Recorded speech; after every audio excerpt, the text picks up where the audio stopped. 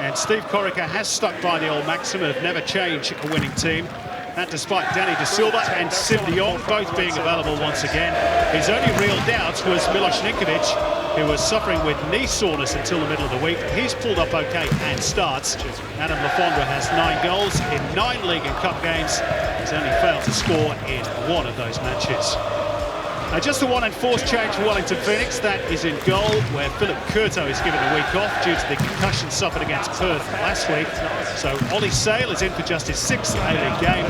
It's been a big week for Roy Krishna. He went past Paul Eiffel's all-time goal tally with his 34th strike for the club last weekend.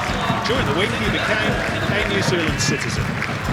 Here are the benches, De Jong and De Silva headlining for Sydney FC. And a familiar face in reserve for the Phoenix, 43-year-old Ante Kovic, aside on a short-term deal as backup to Ollie Sale. If he gets on, he'll become the oldest ever player in the competition. They've got their marquee players.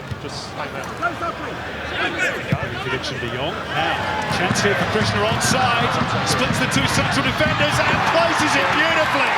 Roy Krishna opens the scoring for the Wellington Phoenix. It's another one for the Knicks' all-time leading goal scorer. Well, that's what you get with Krishna. You've always got that chance. And it's poor positioning from Van der Linden and maybe Zulo as well as a left fullback. But the ball in behind and Krishna's away, and it's a really good finish because he keeps his cool. So the ball from Mandy. There's no pressure there. Van der Linden.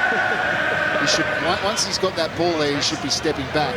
Zulo maybe should have covered better, but once he goes through, you're asking the question, have you got the finish? And Krishna certainly did. Just passes that one into the back of the net. I'll tell you what, that's some release from Sarpreet Singh. Found it beautifully, the Fijian flyer. And Wellington Phoenix have their first away goal of the campaign. It's number 35. And Phoenix colours for Roy Krishna. There's Ante Kovic on his... Lafondra is absolutely a waste of time. Mandy. Again, Krishna in a great position. Here he is. Roy Krishna could be 2. It is! A brace for the Fijian. Wellington Phoenix in dreamland here. Leading the Premiers by 2 goals to 0. Led by the former Sydney FC favourite. He's off his bench, and why wouldn't he mark Rudin Krishna? A similar type of goal, and Sydney just don't work it out. They get caught in the same kind of position. If you look at the positioning, Zulo's coming back. What is Van der Linden going in there for? There's no need. Look at the gap between Van der Linden and Michael Zulo.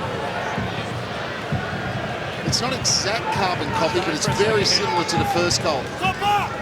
Zulo's got to be closer. Van der Linden doesn't need to get dragged all the way across. That's really poor defending, particularly when you've conceded once like that. To do it twice is just silly.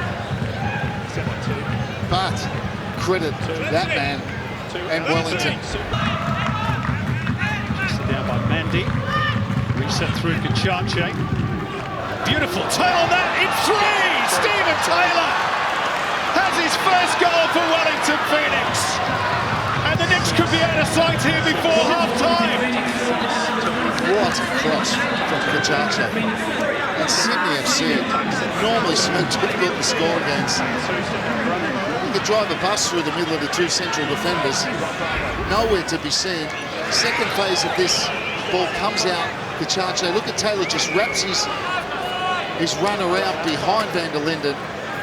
Van der Linden with a really poor performance from the central defender. So much experience. Ball watching. That's his man. He just bent his run around the back of Van der Linden, between Zulo again, and what a thumping head. By Grant. Trip there on Fenton. Zulo. Oh, there should have been a tap in there surely for Lafondra. Still might be here. De Jong and Zulo. They do have a goal of Sydney. Michael Zulo ruins Wellington's clean sheet.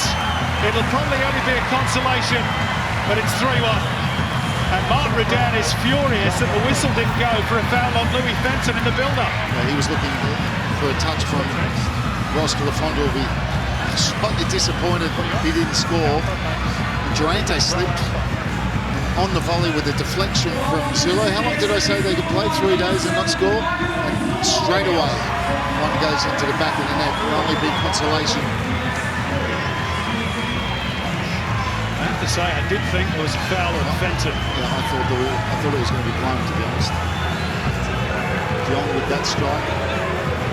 Zillo caught it cleanly. A big deflection off Durante.